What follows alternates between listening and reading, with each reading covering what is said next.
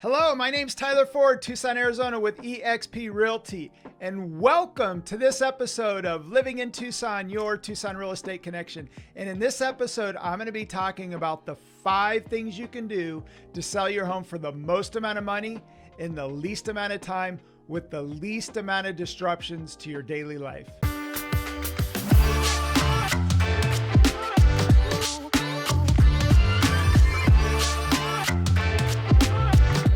Let's jump in. The number one thing you can do is inspect before you get inspected in order to sell your home for the most amount of money in the least amount of time with the least amount of disruptions to your daily life. And so what does this mean? A lot of sellers skip this step.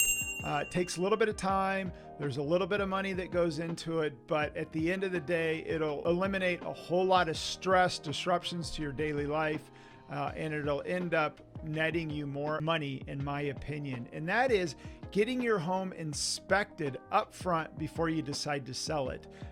That way there's no surprises if you're the seller, and surprises are only good on your birthday. But over the last 30 years, I can't tell you how many times a seller lists their home. They think their home's perfect. They've been in it forever and, they've taken good care of it, but the buyer puts it under contract, and then they've got, within the contract, they have a period of time to do all the home inspections, and there's always a surprise that the seller's not aware of, and a typical budget buster that ends up being rather expensive, and they end up netting a whole lot less than what they thought they were going to net as a result of something coming up on the inspection. So I recommend, and it's a great idea, and I talk about the most amount of money, least amount of time, fewest disruptions, and this is going to create the least amount of disruptions to you as the seller, and that is going and getting all the inspections done up front and being totally transparent. It's not that the buyer's not going to do their own inspections,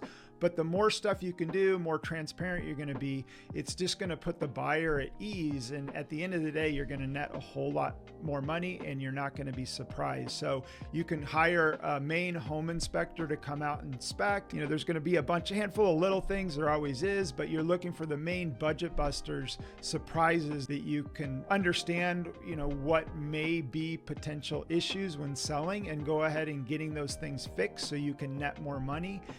The other thing you can do is have a termite company come out, do a termite inspection, which is really inexpensive. In Arizona, Tucson, it's not a matter of if, it's a matter of when in terms of homes getting termites. It just happens, but it's really easy to treat, and then put a warranty under your home in terms of a termite warranty to show your potential buyer that, hey, here's our termite warranty, here's what we've done, and the home's under warranty, which is going to put the buyer at ease. This is a really good idea, having a roof inspector come out and inspect your roof prior to listing it. And this is, in my opinion, the number one surprise that sellers get, and that is buyer puts a home under contract. During the inspection, there's issues with the roof. And so if you can have a roofer come out and inspect, and if there are any things that need to be done, you can have those things done, and then provide anywhere from a 2 to 5 year roof warranty up front that the buyer knows about.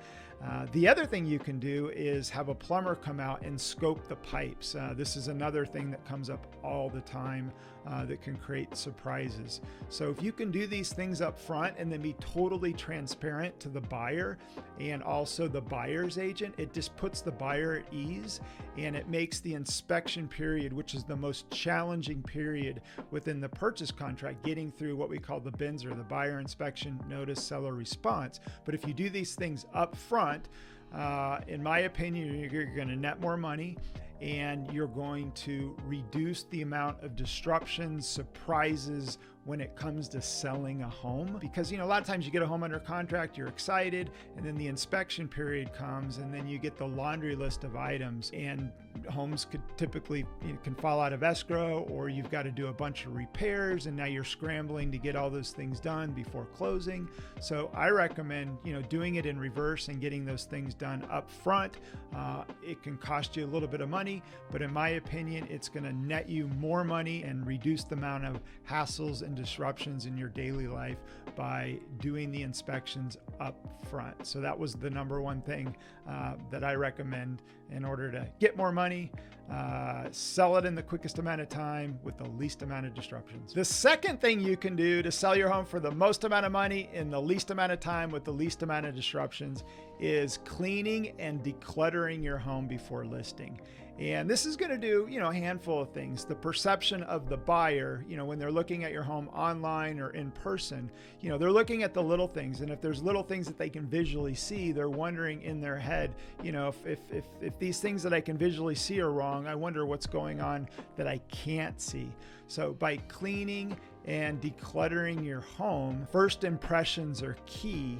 This can help you bring in more buyers, and with more buyers and more lookers, it's going to be driving the price up to allow you to sell your home for the most amount of money in the least amount of time. So cleaning and decluttering is really important. The third thing you can do when selling your home to get the most amount of money, least amount of time, least amount of disruptions, this one's key. Don't miss this step, and that is make sure you get professional photos done before listing your home. This is the number one mistake sellers make. You want to make sure you've got well done professional photos, because typically your first showing's online. 100% of your first showing is online. So you got to have a really good internet presence when it comes to your listing and the photos that are taken. So when you're talking to agents, ask them the question, tell me about the photos that you're going to use. And if they're going to take them themselves, you want to run the other way and make sure you're using an agent that is going to get professional photos done. If you use us to sell your home,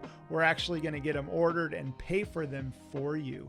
So again, can't emphasize it enough. Make sure you've got professional photos done prior to listing. And a lot of agents too, I shouldn't say a lot, but there's a handful of agents that will actually list homes in the MLS with one photo or no photos, and that's a huge no-no. So make sure you've got professional photos done before your listing goes live in the MLS. The fourth thing you can do to sell your home for the most amount of money in the least amount of time, least amount of disruptions, is pricing your home correctly. And this is so important, and it's one of the number one mistakes that I see home sellers make is out of the gate, and I get it, they want to net and sell their home for the most amount of money, but starting out too high can actually backfire on you as a seller.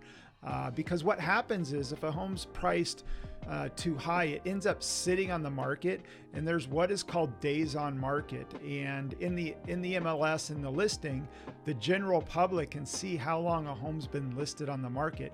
And the longer a home sets, the perception to buyers, agents, and buyers, people begin to ask, why hasn't this home sold? What's wrong with it?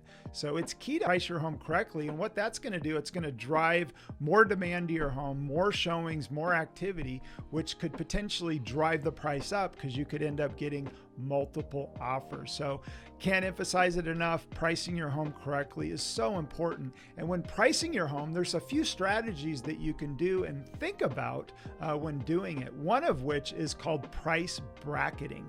So in the MLS, typically people and agents, when they set up searches, they're setting them up by price brackets, typically in increments of 25,000. So for example, let's say you had your home priced at 272. It would be better actually to price it at 275, because what happens is people set up price brackets from, let's say, 200 to 275, or from 275 to maybe 325.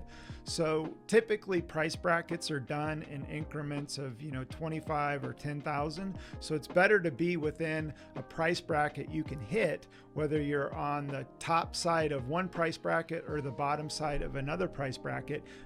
Think about what we call price bracketing and talk to your agent. They can better explain it. We're going to run comps, look at the comps, and then based on the comps, give you our opinion in terms of what we think you should list it for based on the comps. And then we could also consider, when you and the agent finally decide on that list price, pay attention to price bracketing, because it could come into play to end up getting you more traffic based on how people are searching. The second strategy you can do, and I like this one, depending on the type of situation, but that is what we call range pricing. And the reason I like this is because the bottom end of the range is what is shown in the MLS in terms of the average dollar per square foot. So it can make a home look really, really attractive. So for example, let's say you have a home and needs a little bit of work, maybe some fix up, with a cash offer, quick close, you'd be willing to take the bottom end of the range. So let's say you range price your home from, let's say, $275 to $300. Depending on whether it's a cash deal and a quick close or whether you're going to get seller concessions, you take, the higher end of the range. So it gives you a little bit of flexibility based on what the offer is and based on what the buyer's wanting if you range price it. So I like this strategy. You've got to have a nice, tight, realistic range, and you've also got to be willing as the seller to take the bottom end of the range. Some agents or buyers do this deceptively where they range price it, but they're never going to take the bottom end of the range that's in the MLS. So that's the wrong way to do it, but the right way to do it is do have a range, and again, it'll open up more buyers coming to the table just because that lower price that you would take if it was the right offer, that is what the average dollar per square foot is calculated on. So it can end up driving more traffic and selling your home for the most amount of money in the least amount of time. So again, sit down and consult with your agent in terms of pricing. Look at those comps and just be open to, pricing it right to ultimately get more money rather than starting out too high, having it sit on market to end up having to do a price reduction and getting less for your home. So just something to think about. The fifth thing you can do to sell your home for the most amount of money, least amount of time, least amount of disruptions is provide a home warranty to the buyer and get your HVAC system certified. So by providing a home warranty to the buyer, it just gives the buyer peace of mind that if anything goes wrong, they're covered. It's just a good thing to do. And then the other thing that does is it actually reduces your liability as the seller. So if something does go wrong, the home warranty covers it and it reduces your liability big time. So it's well worth the cost. They're going to range anywhere from probably $500 to $1,000 depending on size of home and whether there's a pool.